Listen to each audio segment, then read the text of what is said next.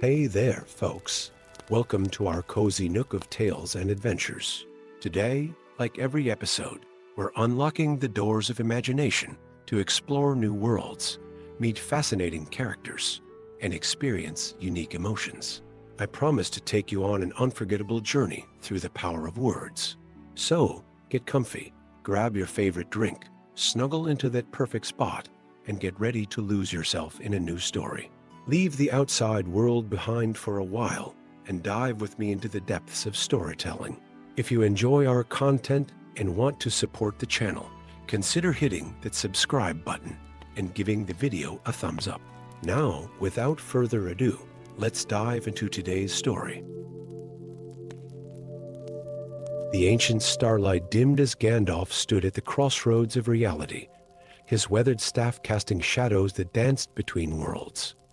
Before him stretched the ethereal paths, shimmering bridges of light that had connected the realms since the first dawn. But something was wrong. The once brilliant pathways flickered like dying embers, their luminescence fading into the void between dimensions.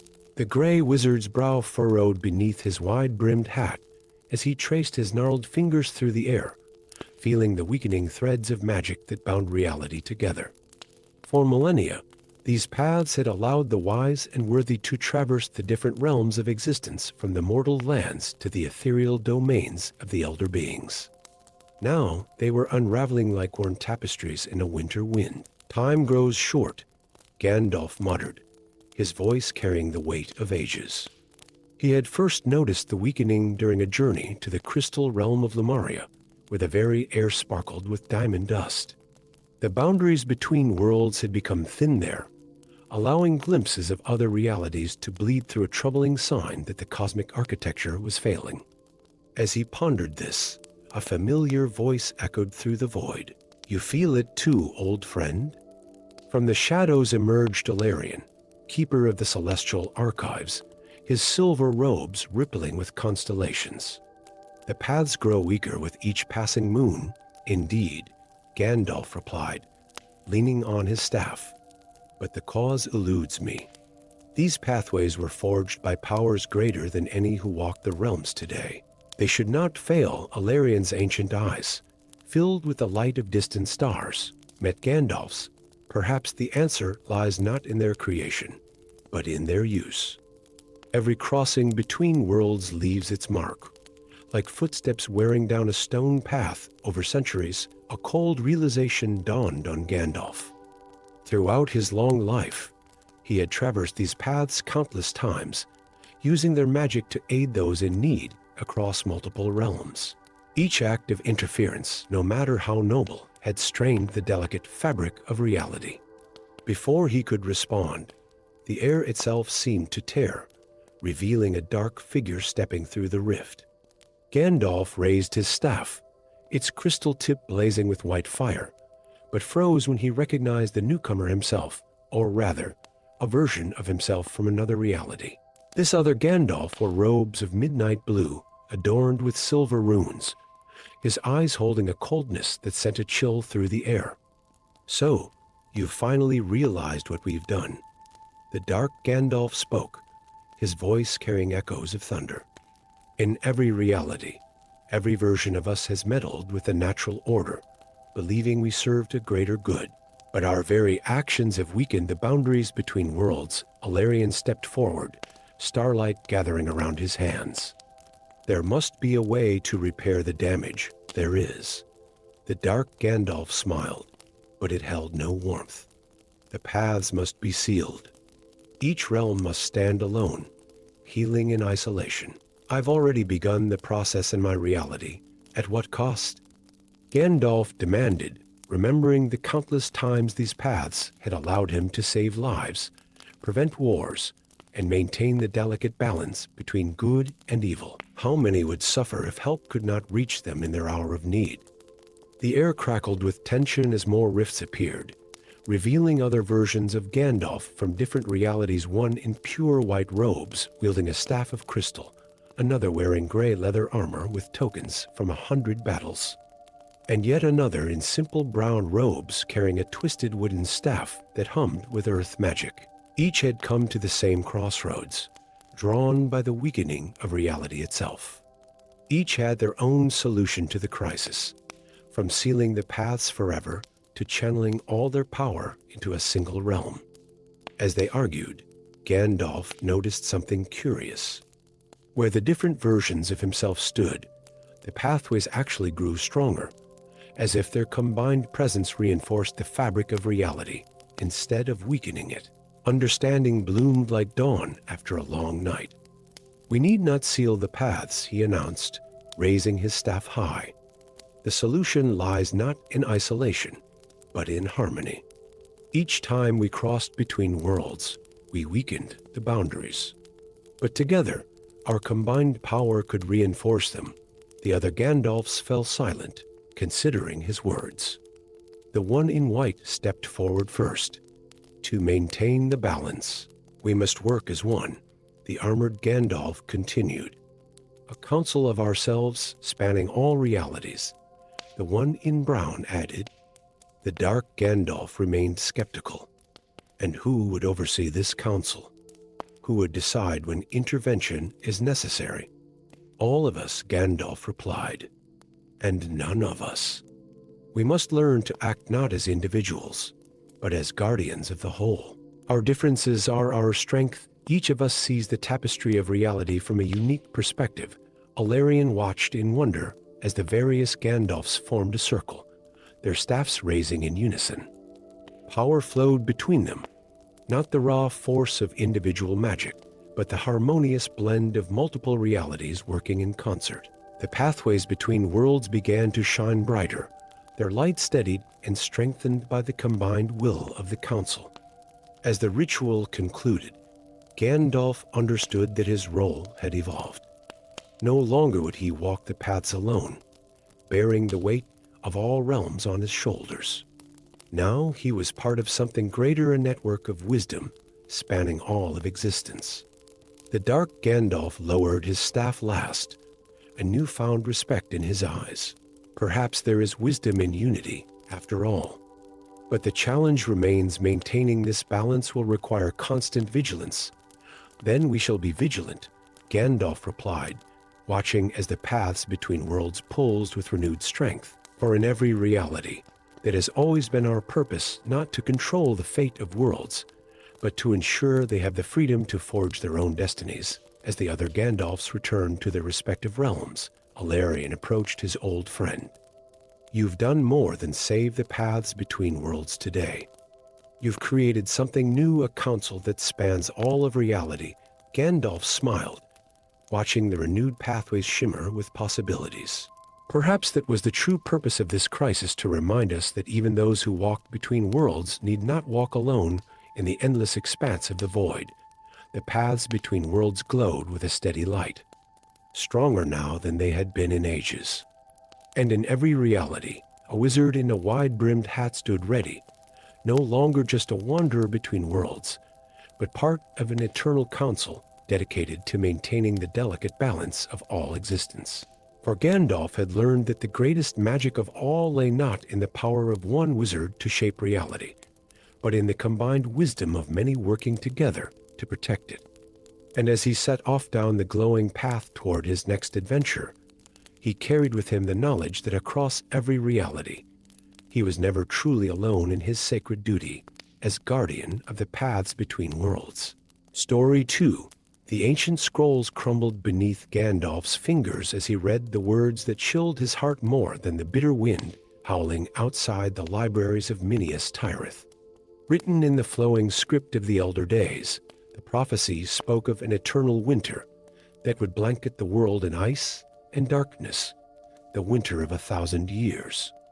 Snow already fell in the midst of summer, an unnatural cold that crept across the lands like a phantom army. In his centuries of wandering, Gandalf had never felt such malevolent frost, as if winter itself had gained consciousness and purpose.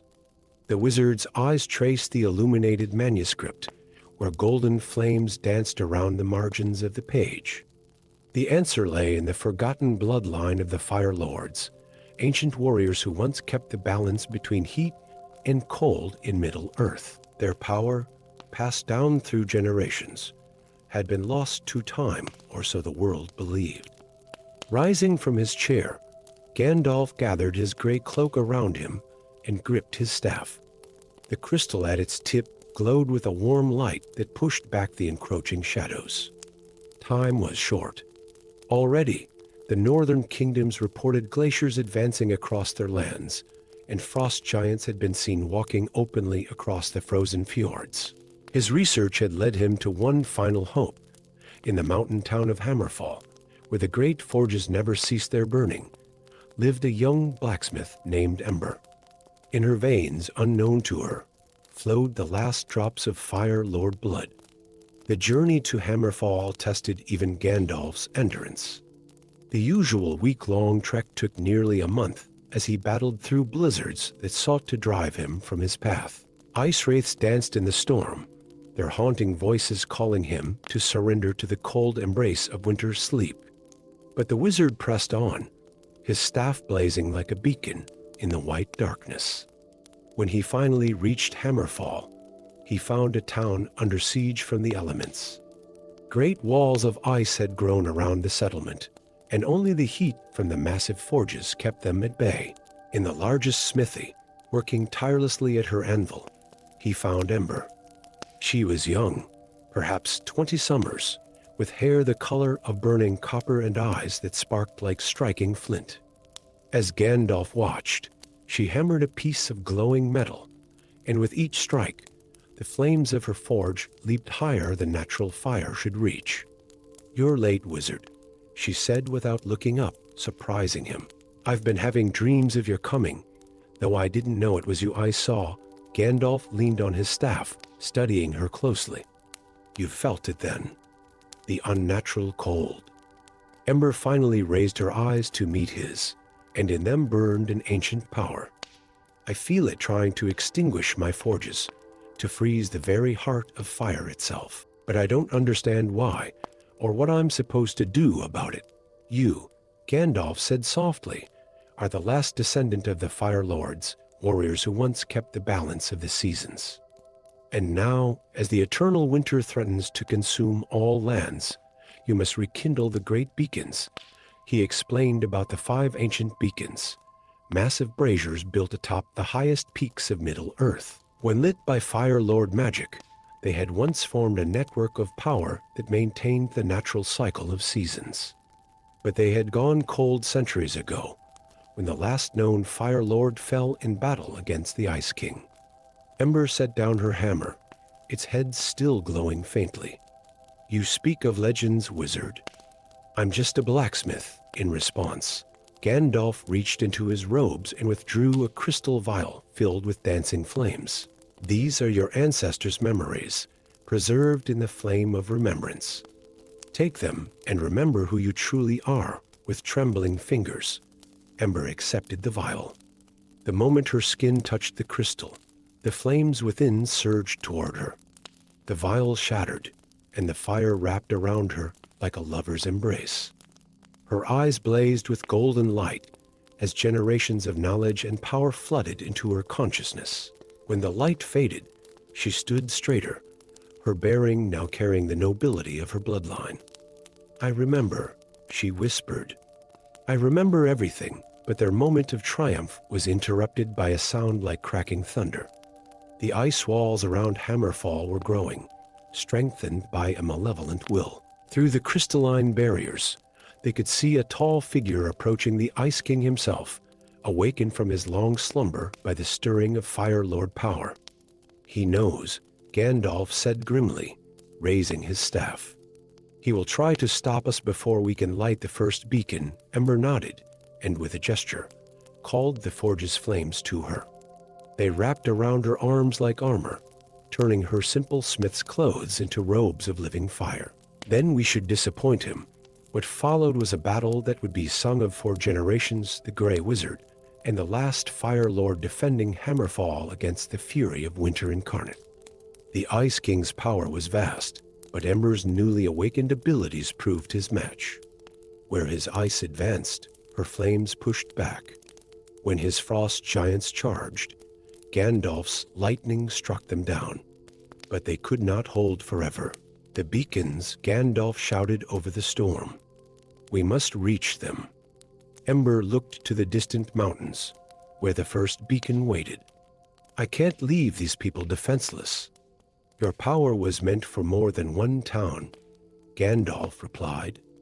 Light the beacons, and you'll save not just Hammerfall, but all the lands of Middle-earth. With a heavy heart, Ember knew he spoke truth. As the townspeople fled to the deeper chambers of the mountain, she and Gandalf broke through the Ice King's forces, beginning their desperate journey to the 5 beacons.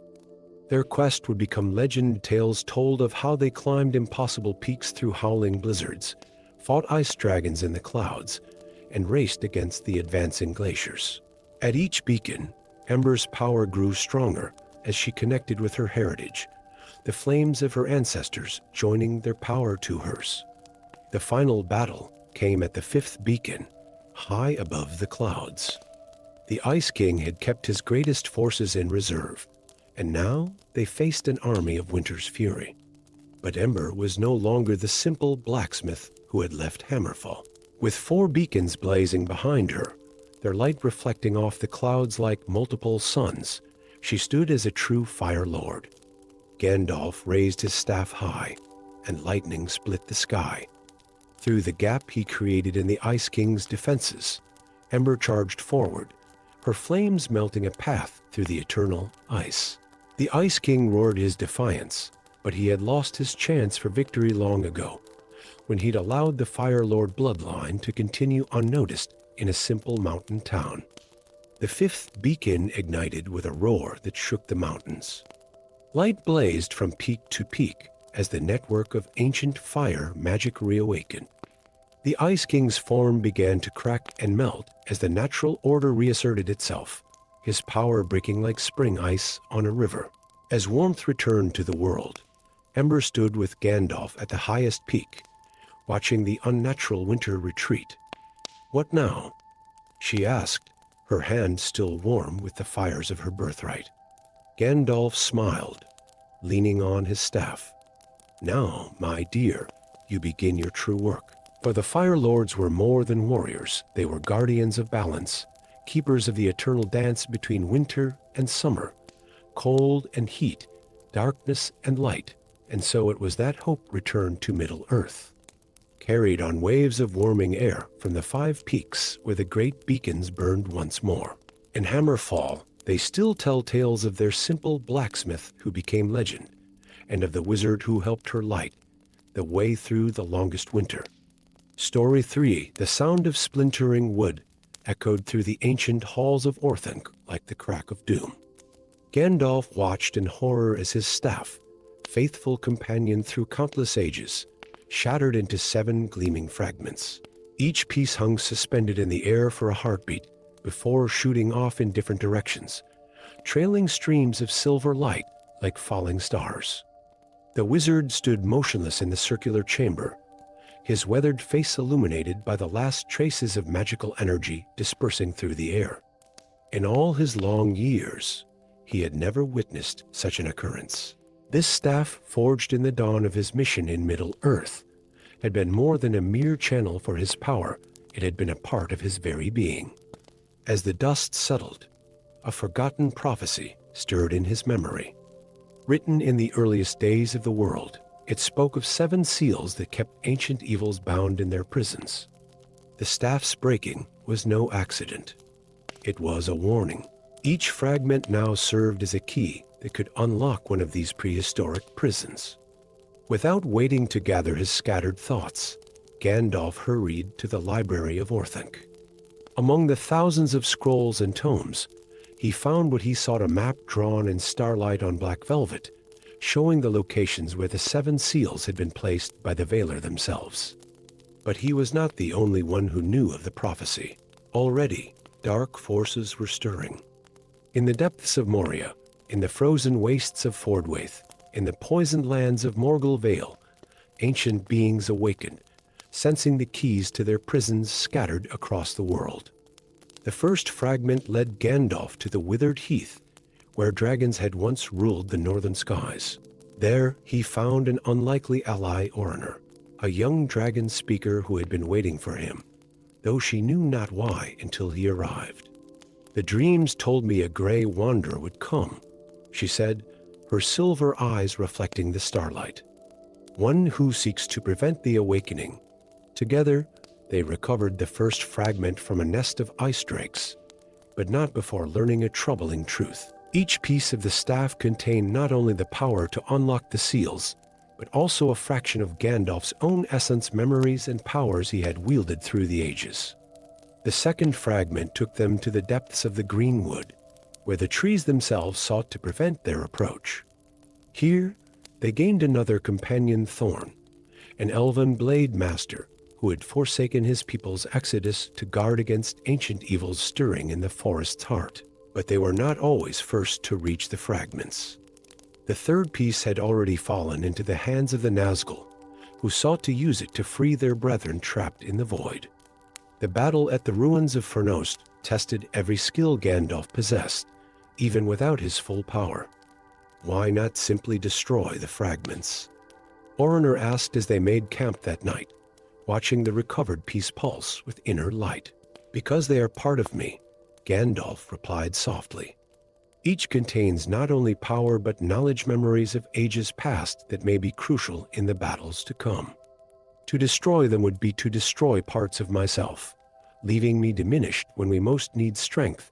The fourth fragment led them into conflict with a cult of dark sorcerers who believed breaking the seals would return magic to its primordial state, unleashing chaos they hoped to control. In the battle that followed, Gandalf discovered that each recovered fragment restored some of his lost power, but also revealed disturbing glimpses of his own past lives lived and choices made in the eldest days of Arda. The fifth piece lay in the hands of the dwarves of the Iron Hills, who had found it and recognized its power. Their king, Drugan Ironhand, demanded a price for its return, aid in dealing with a nameless terror they had awakened in their deepest minds. What they found in those lightless depths tested not only Gandalf's power but his wisdom, for the creature they faced was one he himself had helped imprison an age ago. As they sought the sixth fragment in the frozen wastes of the north, Gandalf began to understand a deeper truth. His staff had not broken by chance or mishap, it had shattered precisely when needed, forcing him to confront not only external enemies, but his own past. The staff was more than a tool, he explained to his companions as they huddled around a magical fire in the heart of a blizzard. "It was a record of all I have been and done through the ages. Perhaps its breaking was necessary not just to warn us of awakening evils, but to remind me of who I am and why I was sent to Middle-earth." The final fragment waited in the most dangerous location of all the ruins of Barad-dûr itself, where the very stones remembered Sauron's malice. Here, all the forces opposing them converged: the Nazgul, the sorcerer cult, and beings older than the world itself, drawn by the promise of freedom from their ancient prisons. In the battle that followed, Gandalf faced not only external foes but the weight of his own history. Each fragment of the staff showed him moments from his immortal life, triumphs and failures, choices made and paths not taken. As the fragments drew together in his hands, pulled by their own desire to be whole, he understood that this quest had been as much about reforging himself as his staff. With a sound like the ringing of the world's first bell, the staff reformed in his hands. But it was changed as he was changed. New runes spiraled along its length, telling the story of not only what had been, but what could be. The prophecies spoke true, he told his companions as they stood amid the aftermath of battle. The breaking of the staff heralded great danger, but also the chance for renewal. The seals are strengthened now, not just by ancient power, but by the choices we made and the wisdom we gained in finding them. Oraner and Thorn departed for their own lands, but the bonds forged in their quest would endure. Gandalf stood alone on the pinnacle of Minas Tirith, his reforged staff glowing with inner light. He was changed, not diminished, as he had feared, but renewed. The fragments of his past had been gathered and reformed, just as his staff had been made whole. In the years that followed, songs would be sung of the breaking of the staff and the quest to restore it. But few understood the true significance that sometimes the greatest threats we face are not the awakening of ancient evils, but the necessity of confronting our own past and choosing, once again, who we will become. Story 4. The crystal towers of Lumina pierced the clouds like shards of starlight frozen in time, their transparent walls refracting the setting sun into countless rainbow patterns that danced across the floating islands surrounding them.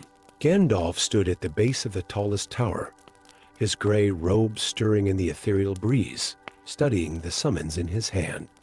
The parchment bore the seal of the High Council of Mages, a convergence of the most powerful wielders of magic from the 5 kingdoms. Something felt wrong.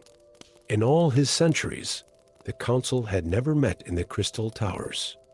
Their traditional gathering place was the ancient Grove of Wisdom in the heart of the Everwood. This change of venue was the first of many signs that set Gandalf's instincts alert. As he ascended the crystalline staircase that spiraled up the tower's exterior, he noticed other unsettling details. The usual guardian spirits that attended such gatherings were absent. The very air seemed to pulse with an unfamiliar magic that made his staff vibrate in response.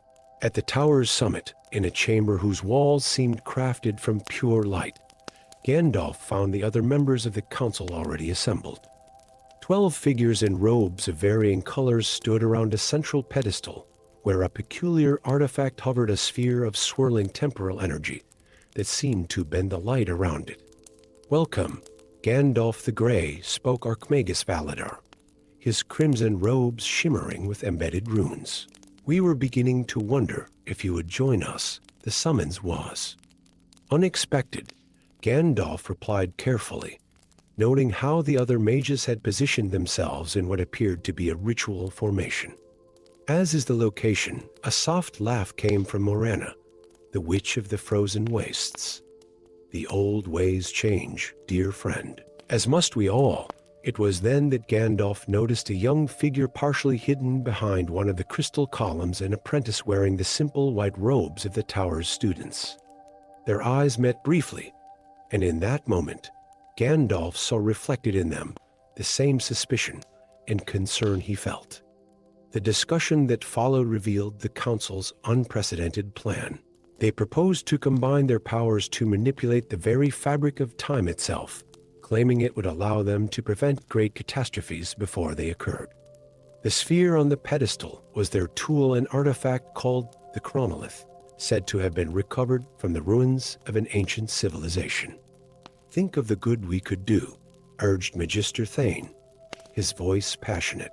"Wars prevented, plagues stopped before they begin, natural disasters averted, and who would decide which events to change?" Gandalf challenged, his voice cutting through the murmurs of agreement. "Who would bear the responsibility of reshaping the world's destiny?" "We would, of course," Valadar replied smoothly. "Who better than the wisest and most powerful mages in all the realms?" As the debate continued, Gandalf observed how the other council members seemed to speak with one voice, their arguments too perfectly aligned. In a moment when attention was directed elsewhere, the young apprentice he had noticed earlier managed to slip him a folded piece of parchment. Later, in a quiet moment, Gandalf read the message. "They are not themselves. Something controls them through the chronolith.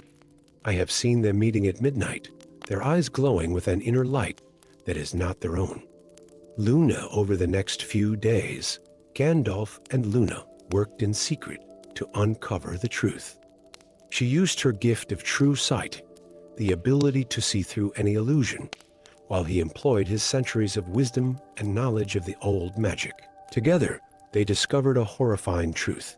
An ancient entity known as the Time Weaver had been manipulating events for months, slowly gaining control over the council members through subtle corruption of their magic. The chronolith was not a tool for changing time, it was a prison. The Time Weaver had been trapped within it by the founders of the Crystal Towers millennia ago. Now, it sought to use the combined power of the council to free itself and gain control over the flow of time itself. The final confrontation came during a midnight ritual, when the possessed council members gathered to free their master. Gandalf and Luna had prepared carefully, inscribing ancient wards of protection throughout the tower and gathering artifacts of power that could counter the Time Weaver's magic. "You cannot stop the inevitable," Valadar's voice echoed with otherworldly power as the ritual began. "Time itself bends to our will. Time is not ours to command," Gandalf replied, raising his staff. "It is a river that must flow freely, carrying all in its natural course." The battle that followed was unlike any Gandalf had fought before. Reality itself seemed to warp around them as the Time Weaver's power manifested through the possessed council members. Moments stretched into eternities and then compressed into instants. Past and future bled into the present as the fabric of time began to tear.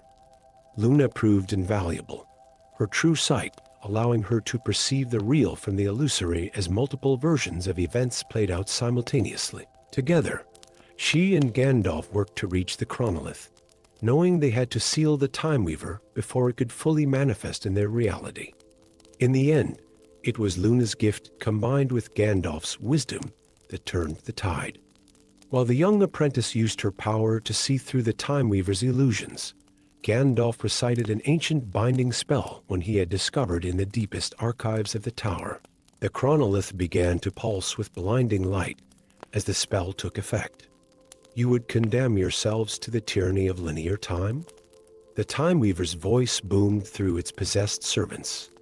"Think of the power you sacrifice." "Some powers are not meant for mortal hands," Gandalf replied, completing the spell.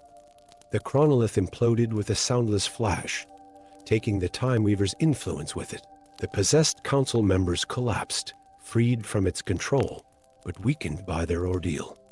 In the aftermath, as dawn broke over the crystal towers, Gandalf and Luna stood watching the sun rise over the floating islands.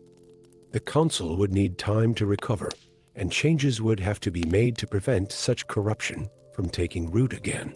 "What will happen now?"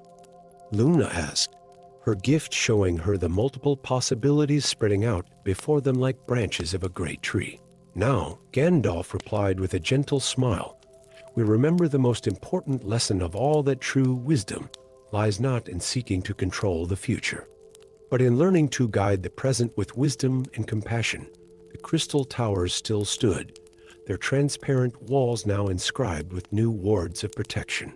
And in the highest chamber, where the chronolith had almost unleashed catastrophe, a simple sundial now marked the peaceful passage of time, a reminder that some forces are best left to flow their natural course. Story 5. Dawn painted the peaks of the Vale of 1,000 blades in hues of amber and gold, its light catching on countless sword fragments that littered the ancient forging grounds. Here, where the elements themselves had once sung in harmony with the hammers of the great smiths, Gandalf the Grey stood before a weathered anvil, his lined face reflecting both wisdom and worry.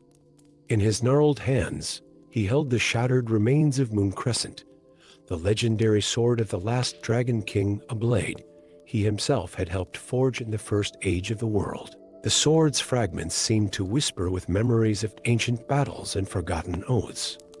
As the morning mist swirled around his ankles, Gandalf's eyes fixed upon the master blacksmith approaching through the forge yard. Kira Flameheart moved with the graceful confidence of one who had spent a lifetime shaping metal and magic. Her dark hair was streaked with silver, much like the metals she worked, and her eyes held an inner fire that reminded Gandalf of the great forges of old. "The metal remembers," Kira said by way of greeting, reaching out to touch one of Moon Crescent's fragments. "I've never seen anything quite like it. The blade seems almost alive." Gandalf's beard twitched with a grim smile.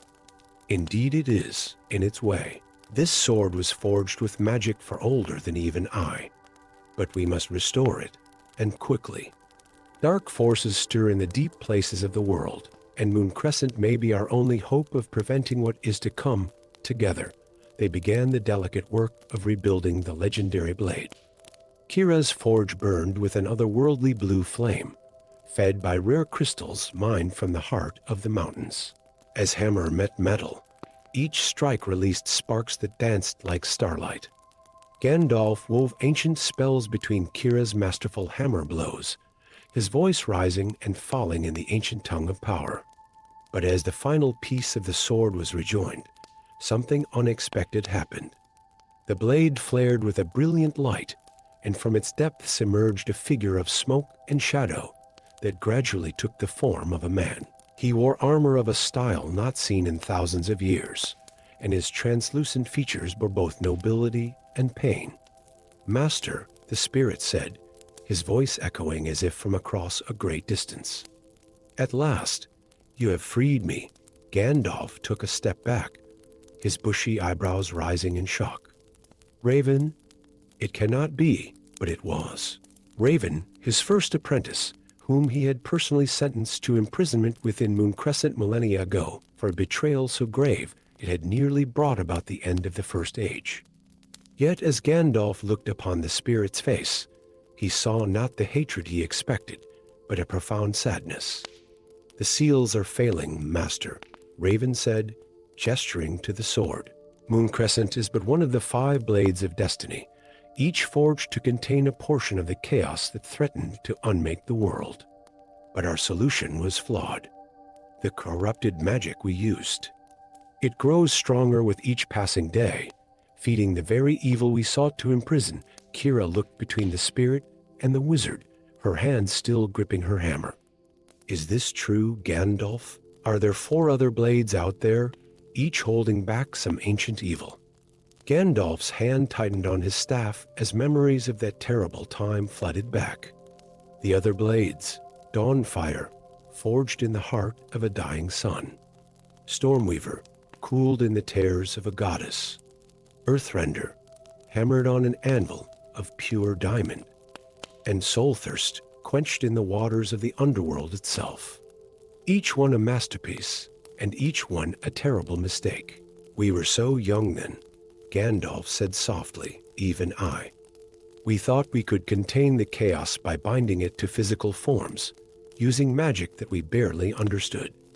Raven tried to warn us, but in our pride, we refused to listen. When he attempted to destroy the blades, I stopped him in the only way I thought I could, and now time proves me right," Raven said, his form flickering like a candle in the wind. "The seals weaken. When they fail, and they will fail, the chaos will return 1,000-fold stronger for its imprisonment. Already, its influence seeps into the world. Have you not felt it, Master? The growing discord, the increasing frequency of magical disturbances, the darkening of ancient powers." Kira stepped forward, her face set with determination. "Then we must find the other blades. If they can't contain the chaos forever, perhaps we can find a way to destroy them properly, to release the evil in a controlled way before it grows too powerful. It won't be that simple," Gandalf warned. "Each blade is guarded by powerful forces, and many would oppose us. The Keepers of the Dawn believe Dawnfire maintains the sun's light. The Storm Lords claim Stormweaver keeps the seasons in balance. Breaking these seals could cause catastrophic damage to the fabric of reality itself, and doing nothing ensures an even worse fate," Raven countered. "You know this, Master. You've always known it, deep in your heart. That's why you came here, why you sought to reforge Mooncrescent.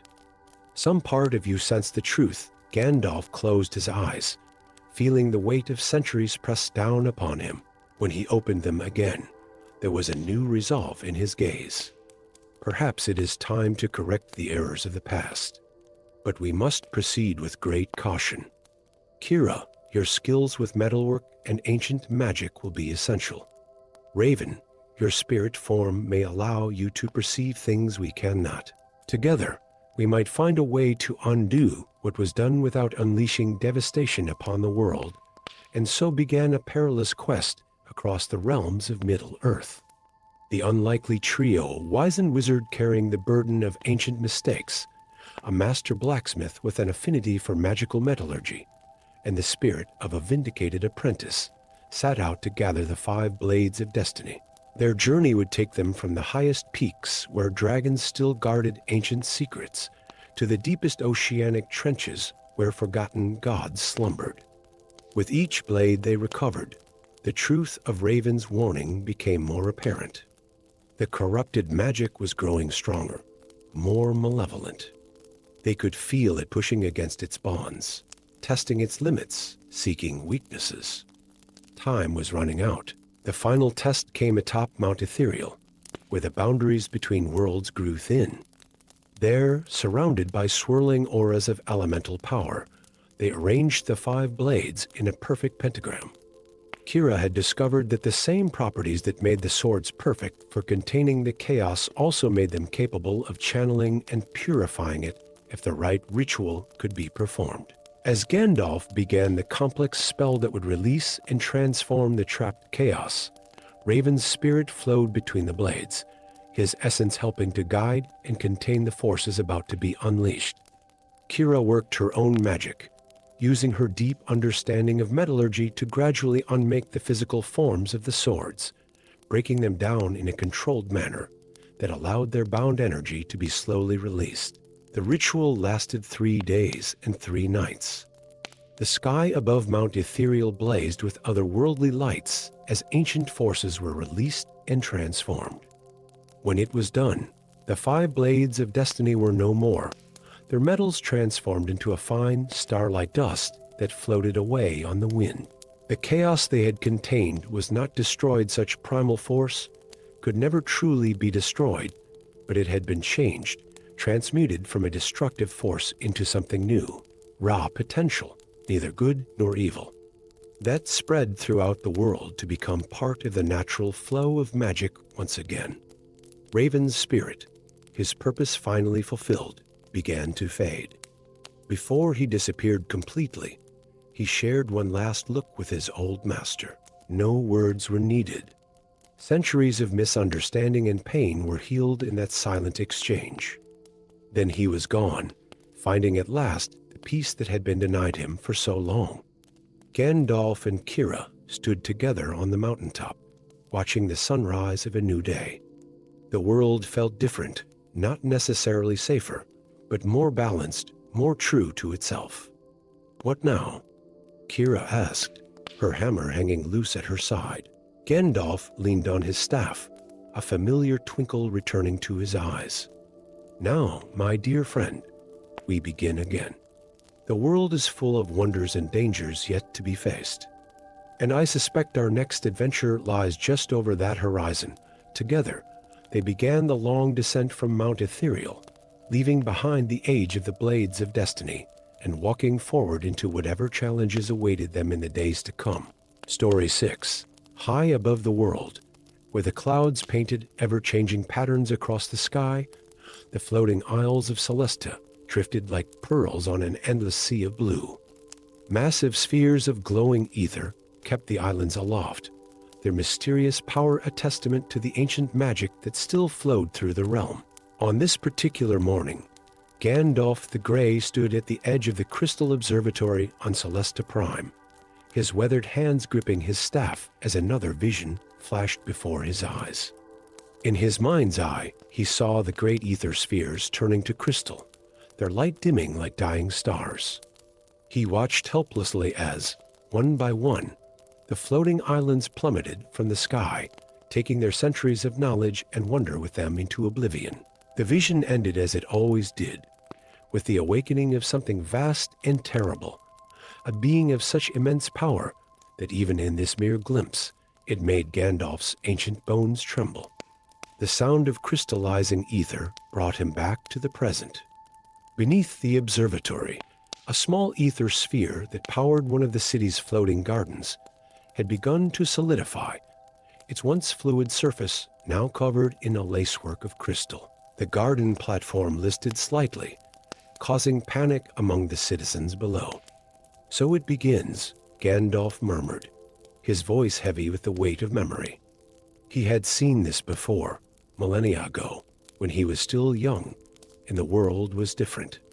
Back then, he had helped to bind the celestial leviathan, a primordial being whose very existence threatened the balance between earth and sky. But the price of that victory had been high, perhaps too high.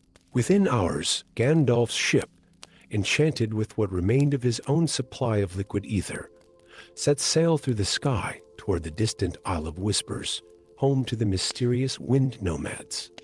They alone might have access to his old grimoire, the book containing the secrets of the Leviathan's binding. Yet as he guided his vessel through the floating archipelago, memories of his last encounter with the nomads haunted him. He remembered Arya Stormweaver, the young apprentice he had loved centuries ago, and the prophecy that had forced him to leave her behind. When sky turns to stone and the Ancient One wakes, the betrayer must choose between the heart and the heavens. Those words had driven him away, fearing he would be the betrayer who would doom them all.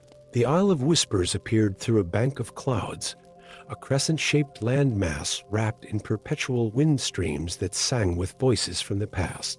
The wind nomads' tent cities rippled like multicolored flames across the island's surface, their fabric woven from cloud silk and enchanted with ancient protective spells.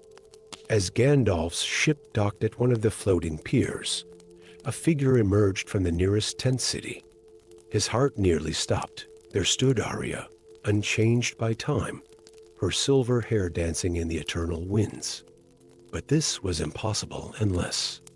"The prophecy protected me," she said, answering his unspoken question. "It kept me in this moment, waiting for your return." Her voice carried the same melody he remembered, but now it held centuries of wisdom. "I am the voice of the winds now, Gandalf, and I know why you've come." The crystallization of the ether spheres had spread more quickly than Gandalf had feared. Already, nearly a quarter of the smaller islands in the archipelago had needed to be evacuated, their populations crowding onto the larger isles. Time was running short. In Arya's private tent, surrounded by floating tomes and whistling wind chimes, she revealed what she had learned during their centuries apart. "The Leviathan is not our enemy," she explained, unrolling an ancient map of the sky realm. "It is the guardian of the balance between earth and sky. Our ancestors, in their fear, bound it when they created the floating isles, using its power to fuel the ether that keeps us aloft. But that binding is unnatural, and now the balance shifts too far." Gandalf's grimoire lay on a floating pedestal nearby, its pages filled with the spells of binding he had helped create. Looking at them now, with centuries more wisdom, he could see the flaws in their working. "If we release the Leviathan," he said slowly, "the islands will fall, not necessarily." Arya placed her hand over his, her touch sending sparks of memory through his aged frame. "The wind nomads have not been idle these past centuries. We've prepared for this day," she gestured, and the tent's walls became transparent, revealing thousands of great winged creatures circling the isle. "The cloud phoenixes have agreed to help us. They can carry the island's populations to safety." But there was more. The prophecy still hung between them, its meaning now clear. Releasing the Leviathan would require a sacrifice. One of them would have to merge with it, becoming part of the eternal balance between sky and earth. The betrayer's choice was not between saving or dooming Celesta, but between personal love and cosmic duty. The ritual began at dawn the next day. As Gandalf and Arya stood atop the highest point of the Isle of Whispers, the crystallization of the ether spheres had reached a critical point. The great islands groaned and shuddered, their ancient magics failing. Around them, the wind nomads sang songs of power, their voices carried by the ever-present winds to every corner of the realm. Together, they began to undo the binding spells, their magic weaving together as naturally as it had centuries ago. The sky darkened, and from the depths of the void between stars, something ancient stirred. The celestial Leviathan emerged like a river of living light, its form massive enough to encircle the entire archipelago. As the final bonds began to break, both Gandalf and Arya stepped forward, each ready to make the sacrifice. But then Gandalf understood the prophecy spoke not of one betrayer, but of two hearts that had betrayed their own feelings for the sake of duty. Together, they had been the betrayers, and together they could make this right. Joining hands, Gandalf and Arya stepped into the light of the Leviathan. Their forms dissolved not into darkness, but into the very essence of sky and wind. The Leviathan accepted their sacrifice, transforming them into eternal guardians of the balance. The ether spheres, rather than failing, transformed into self-sustaining crystals of pure sky essence, powered not by stolen energy, but by the natural flow of power between earth and heaven. The floating isles of Celesta still drift among the clouds, but they are different now. The wind carries whispers of two spirits who dance eternally through the sky, maintaining the delicate balance that keeps the islands aloft. The wind nomads say that during the fiercest storms, you can hear their voices in the thunder, still working together to protect the realm they loved. And sometimes on quiet evenings when the clouds turn gold with sunset, visitors to the Crystal Observatory swear they can see two figures walking among the stars, an aged wizard and a silver-haired woman. Their love and sacrifice eternally preserved in the endless dance of earth and sky. Story 7. The spires of Altac Pula pierced the evening sky like crystal daggers, their enchanted surfaces reflecting the last rays of sunlight in a dazzling display of magical luminescence. Within these ancient towers, generations of warrior mages had honed their craft, wielding both sword and spell with equal mastery. But tonight, the city's usual ethereal glow was dimmed by streams of black fabric that hung from every window, signs of mourning for the murdered Mage King. Gandalf the Grey stood in the royal chamber, his weathered hands hovering over the body of his former apprentice. King Aldrich lay as if in peaceful slumber, no mark or wound visible on his body, yet the ancient wizard could sense the lingering traces of powerful magic that had snuffed out his life. The room itself bore testament to a tremendous magical battle, books scattered, artifacts toppled, and in the very stones of the walls, hairline cracks that pulsed with residual energy. Master Gandalf, a sharp voice cut through his contemplation. Step away from the king's body, Captain Solarian of the Spellguard approached, his enchanted armor humming with protective magic. The Council of War names you the primary suspect in this investigation. Before Gandalf could respond, a shadow detached itself from behind a tapestry. He's innocent, said a female voice, and suddenly a young woman stood there, her dark cloak seemingly woven from shadows themselves. I saw what really happened, Lyra Nightwhisper. Solarian spat the name like a curse. The Shadow Thief. Your word holds no weight here, criminal. But Gandalf's eyes had fixed upon the girl with keen interest. There was something unusual about her, an aura he hadn't seen in centuries. You can see through illusions, can't you, child?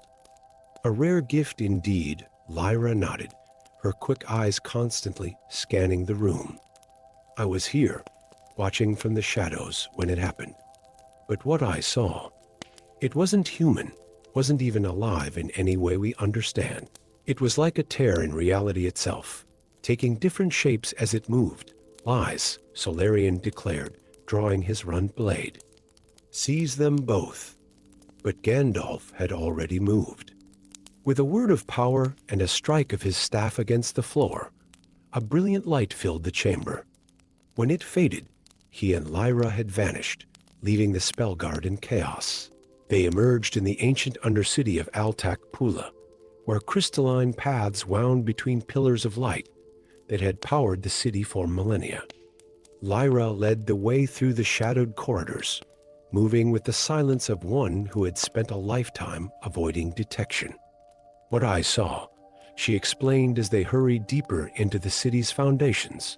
It kept changing shape, but there was something familiar about each form it took, like memories given flesh but twisted wrong.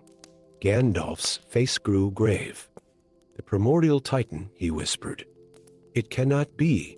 They reached a vast circular chamber deep beneath the city. Here, the crystal pillars converged around a central point where reality itself seemed to bend and warp. Ancient runes covered every surface, glowing with power that had endured for thousands of years. Long ago, Gandalf said, his voice heavy with memory, when I was known as Gandalf the White, I helped imprison a being of chaos here, a primordial titan that threatened to unmake all of creation. We bound it with spells of such power that they sank this entire city into the earth. What you see above ground is only the top third of Alac Pula. The rest lies buried, serving as a prison for this ancient evil. A slow clap echoed through the chamber. From the shadows emerged a figure both familiar and terrible, King Aldrich himself, but his eyes blazed with an otherworldly light, and his form seemed to shift and change like smoke in the wind. My old master, the thing wearing Aldrich's face said.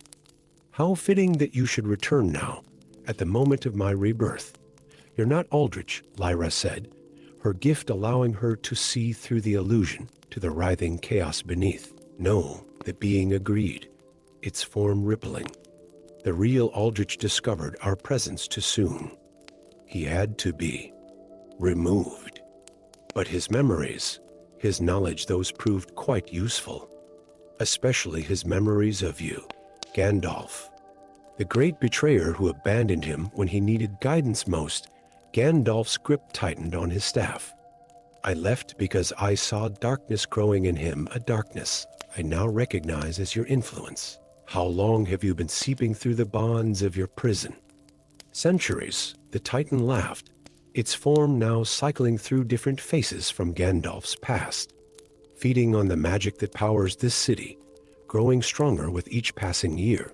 And now, thanks to the knowledge we gained from your former apprentice, we know how to break free completely. The chamber trembled as the Titan began to channel power through the ley lines that ran through Alac Pula's foundations. The crystal pillars pulsed with chaotic energy, their light becoming increasingly unstable. If the prison breaks, Lyra realized, the entire city will collapse. Gandalf closed his eyes, ancient memories flooding back. He saw himself as he was thousands of years ago, standing in this very chamber, weaving the spells of binding.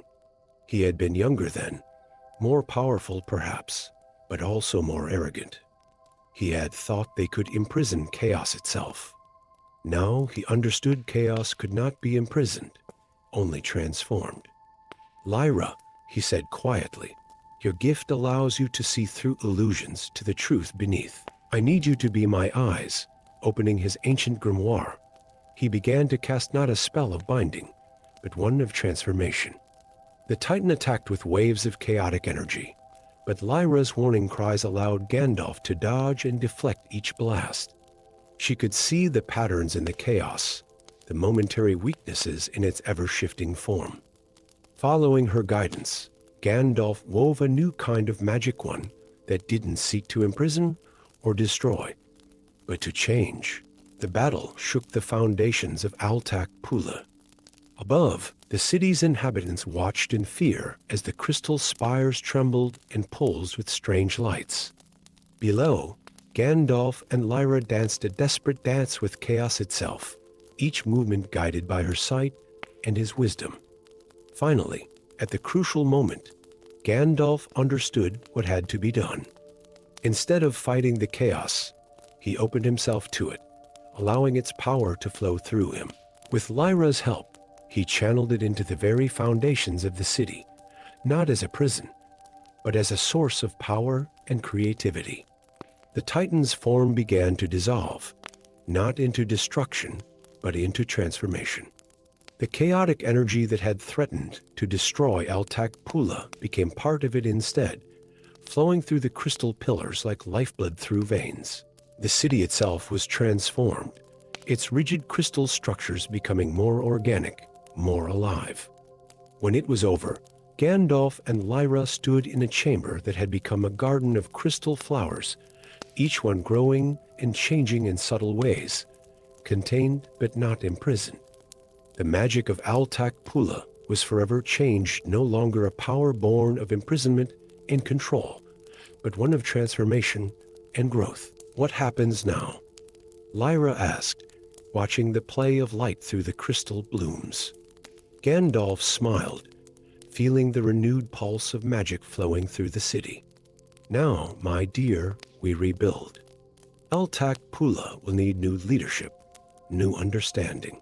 The age of warrior mages must give way to something new, perhaps guided by one who can see through illusions to the truth beneath. Lyra's eyes widened at the implication, but before she could respond, the sound of approaching footsteps echoed through the transformed chambers.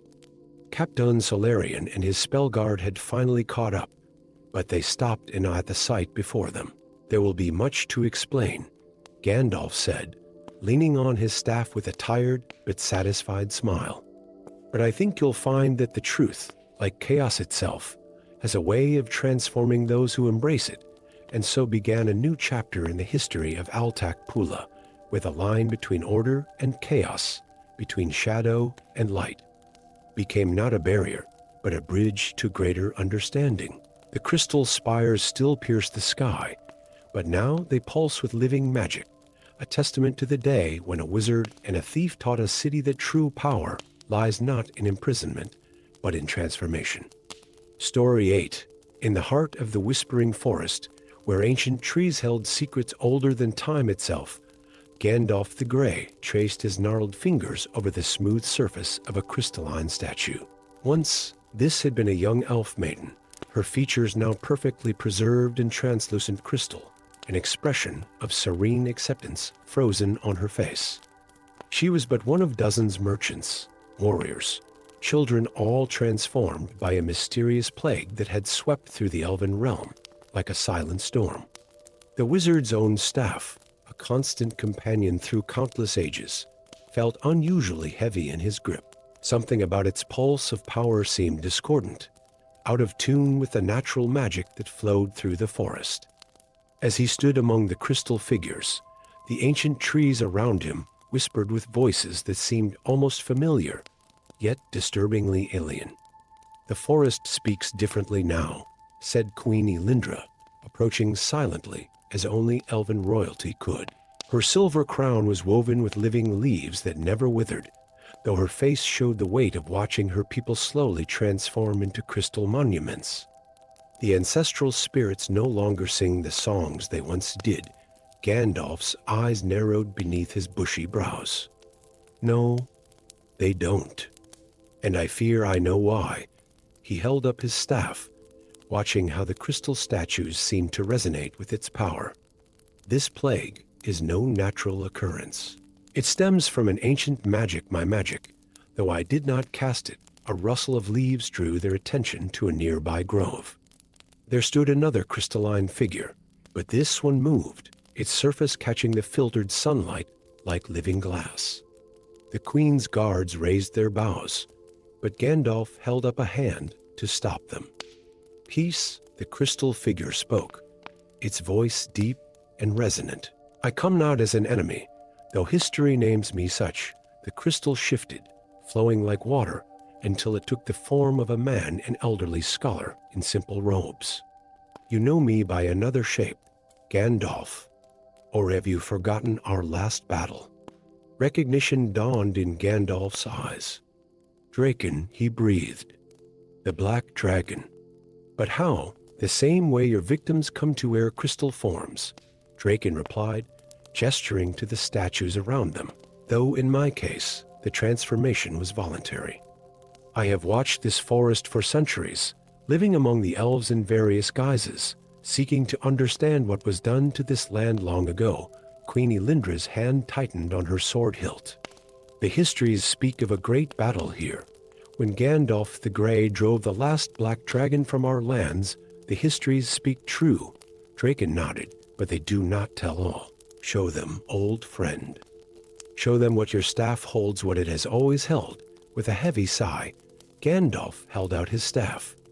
Under his whispered words, the wood seemed to become transparent, revealing a crystal core that pulsed with familiar light. This crystal. It came from Draken's own scales, transformed by magic during our battle. I thought I was protecting the forest when I bound his power into my staff, using it to empower the ancestral spirits that guard these lands. But dragon magic was never meant to be bound, Draken continued. It yearns for freedom, for transformation. Over the centuries, it has been seeping into the forest, corrupting the very spirits meant to protect it. Now, those spirits seek to transform all they touch into eternal, crystalline forms, just as you once transformed me. The trees around them groaned, their whispers growing more urgent. The queen's guards shifted nervously as several branches began to crystallize before their eyes. The crystal plague spreads faster each day, Queen Elindra said. How do we stop it? We don't, Gandalf replied, a new understanding dawning in his ancient eyes. We unleash it properly this time. He turned to Draken. The magic must be returned to its rightful owner. But such a transfer, with power that has grown wild over centuries, it could destroy the forest. Draken's crystal form shimmered. Unless there were two of us to guide it. The magic knows me as its source, and you as its wielder. Together, perhaps we could channel it safely. The ritual required 3 days of preparation. Under the light of a waxing moon, Gandalf and Draken stood at the heart of the whispering forest, surrounded by circles of runic crystals. Queen Elindra and her most powerful mystics formed an outer circle, their ancient elven magic ready to help contain any backlash. As Gandalf began to release the power from his staff, centuries of compressed dragon magic burst forth like a solar flare. The crystal statues throughout the forest began to pulse in resonance, their surfaces flowing like quicksilver. The ancestral spirits, long corrupted by the confined magic, manifested as crystalline wraiths, their forms twisting between elf and dragon. Draken spread his arms, his scholar's form falling away to reveal his true self, a massive dragon made of living crystal, his scales reflecting the magical storm around them like countless prisms. Together, he and Gandalf began to weave the wild magic into new patterns, not seeking to control it, but to guide it toward its natural conclusion. The crystalline transformation swept through the forest one final time, but now with purpose and direction. The trapped elves began to shift and change, crystal flowing like water as they returned to flesh and blood. The corrupted spirits, touched by dragon magic for so long, transformed as well. No longer bound to the forest as mere guardians, they became something new, crystal worms, smaller cousins to Draken himself, who would serve as bridges between the world of elves and dragons. When dawn broke on the 4th day, the whispering forest had changed forever. The trees still whispered, but now their voices carried both the wisdom of the elves and the ancient power of dragons. Crystal growths remained throughout the forest, not as plague marks, but as natural formations, concentrating and channeling the wild magic that now flowed freely through the realm. Gandalf's staff, freed of its burden, had become something new, as well, a crystalline shard that floated between pieces of the original wood, moving and shifting like a living thing. A reminder, he said, that sometimes our greatest mistakes can lead to the most beautiful transformations. Draken, once again in his scholar's form, nodded in agreement. The forest will need new guardians, ones who understand both sides of its nature. The crystal worms will guide us, Queen Elindra declared, watching as the transformed spirits soared through the canopy above. And perhaps you will stay to teach us what you have learned in your centuries of watching. The ancient dragon smiled, his crystalline form catching the morning light. It seems I have found my true hoard at last, not gold or gems, but knowledge and understanding. As Gandalf prepared to take his leave of the whispering forest, he looked back one final time. Where once he had seen only the rigid lines of duty and the sharp edges of old conflicts, now he saw the fluid beauty of transformation. The forest had taught him that sometimes the greatest wisdom lies not in binding or battling what we fear, but in learning to see it through new eyes. And in the centuries that followed, travelers would speak in wonder of the crystal groves, where dragon spirits soared between trees of ancient wisdom, and the whispers carried songs of both elven grace and dragon magic, transformed by time and understanding into something altogether new and wonderful. Story 9. The crystal towers of Luminria rose like frozen starlight against the twilight sky, their translucent surfaces capturing and amplifying the ethereal glow of the ancient stellar beacons that had protected the city for millennia. Yet tonight, something was wrong. Gandalf the Grey stood atop the highest spire of the astral observatory, his keen eyes fixed upon the western beacon, as its light flickered and dimmed like a dying ember. This was the third beacon to show signs of failing in as many weeks. The wizard's gnarled fingers tightened around his staff as he recalled the words inscribed in the city's oldest texts: "When the stars fall from Luminria's crown, darkness shall reclaim its ancient throne." Prophecy was no longer just a warning, it was becoming reality. In the streets below, citizens gathered in worried clusters, their faces illuminated by the remaining beacon's light. They could sense the change, even if they didn't understand its full implications. The stellar beacons had been their protectors, their guides, their source of magic and hope for countless generations. Now, that light was failing. Descending into the depths of the city archives, Gandalf's footsteps echoed through chambers that hadn't known human presence in centuries. Here, amid scrolls and tomes covered in the dust of ages, he found what he sought: a weathered chronicle bearing the seal of the First Council. As he read, his worst fears were confirmed. The beacons, he murmured to himself, they're not just lights, they're prisons. Prison is such a harsh word, came a voice from the shadows. I prefer to think of them as temporary accommodations. Gandalf whirled around, staff raised, to find a figure standing in a pool of fading starlight. The man's features seemed to shift between light and shadow, but his eyes held an ancient, familiar power that made the wizard's blood run cold. Malachi, Gandalf breathed. The Shadow Lord. But you were exiled, by you and the council. Malachi finished, his voice carrying neither anger nor accusation, only a deep weariness. Cast out for daring to suggest that perhaps imprisoning celestial beings to power our city wasn't the most ethical choice. Before Gandalf could respond, a distant crash echoed through the archive chambers. Above, another beacon had failed, its light extinguishing like a candle in the wind. The very foundations of Luminria trembled. The bindings are failing faster than I anticipated, Malachi said, genuine concern crossing his ever-shifting features. Soon, the stellar beings will break free, and their fury at centuries of imprisonment will destroy everything in their path. Gandalf's mind raced through centuries of memories. He had been young when the beacons were first lit, barely understanding the true cost of the magic that made Luminria shine so brightly. Now, with the wisdom of ages, he saw the arrogance of those ancient decisions. Why have you returned? He asked, though part of him already knew the answer. Because you need me, Malachi replied simply. I've spent my exile studying the very beings we imprisoned. I know their language, their nature, and you know the bindings that hold them. Together, we might find a way to release them safely, to transform their righteous anger into something new. Another beacon failed, and then another. Through the archive's high windows, they could see darkness creeping across Luminria like spilled ink.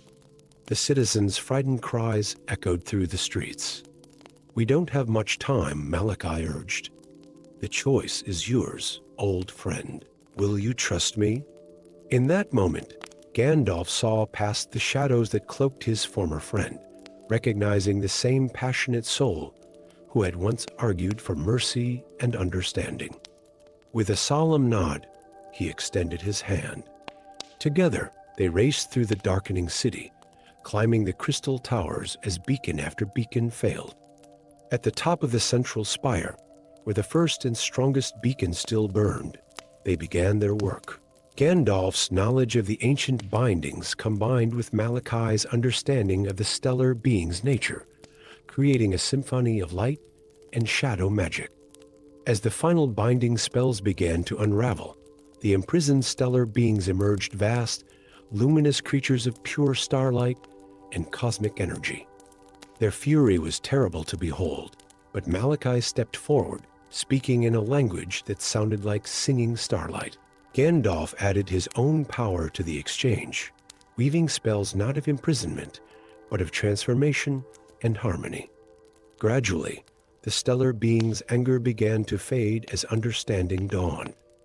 Through Malachi's words and Gandalf's magic, they came to see how the city had changed, how the descendants of their captors now looked to the stars with wonder rather than greed.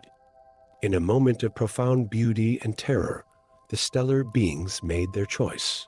Instead of destroying Luminria, they transformed themselves, becoming one with the city's crystal towers.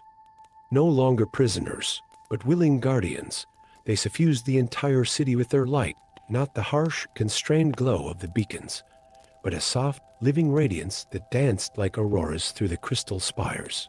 As dawn broke over transformed Luminria, Gandalf and Malachi stood together atop the central spire, watching the city's new light paint patterns across the sky.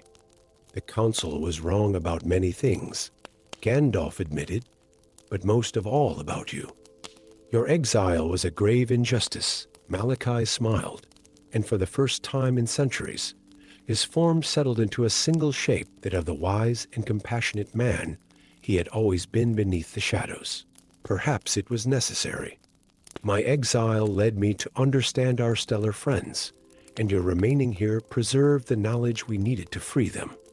Sometimes, old friend, even our mistakes can serve a greater purpose. The people of Luminria emerged from their homes to find their city transformed. The crystal towers now pulsed with living light that responded to their emotions and needs. The stellar beings, no longer bound but freely choosing to stay, became known as the luminous ones, teaching new forms of magic based on harmony rather than control.